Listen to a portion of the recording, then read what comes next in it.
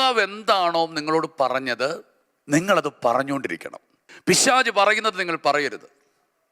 ലോകം പറയുന്നത് നിങ്ങൾ പറയരുത്. ഇന്നത്തെ സാഹചര്യങ്ങൾ നിങ്ങൾ പറയരുത്. നിങ്ങൾ കടന്നു പോകുന്ന തീവ്രമേറിയ പ്രതിസന്ധികളെ നിങ്ങൾ പറയരുത്. മറിച്ച് നിങ്ങൾ എന്തു പറയണം? കർത്താവ് നിങ്ങളോട് പറഞ്ഞുകൊണ്ടിരിക്കുന്നത് നിങ്ങൾ പറഞ്ഞുകൊണ്ടിരിക്കണം. ആകയാൽ കർത്താവ് എനിക്ക് തുണ, ഞാൻ പേടിക്കുകയില്ല. മനുഷ്യൻ എന്നോട് എന്ത് ചെയ്യാൻ കഴിയും? ദൈവവചനം നിങ്ങൾ ഏറ്റെടുത്ത് ആ വചനം പറയുക. ലോകം പറയുന്നതല്ല ശരി, പിശാച് പറയുന്നതല്ല ശരി, നിങ്ങൾ കടന്നു പോകുന്ന സാഹചര്യങ്ങളും അല്ല ശരി, കർത്താവ് പറഞ്ഞതാണ് ശരി. അതുകൊണ്ട് കർത്താവ് എന്താണോ പറഞ്ഞത് അത് നിങ്ങൾ പറഞ്ഞുകൊണ്ടിരിക്കുക. ഈ പറയുന്നതിന് ഭയങ്കര ശക്തിയുണ്ട്. ഇന്ന് നമ്മൾ ഈ കാണുന്നതെല്ലാം ഉണ്ടായത് പറഞ്ഞത് കൊണ്ടുണ്ടായതാണ്. നിങ്ങളുടെ വാക്കുകൾക്ക് ഭയങ്കര ശക്തിയുണ്ട്.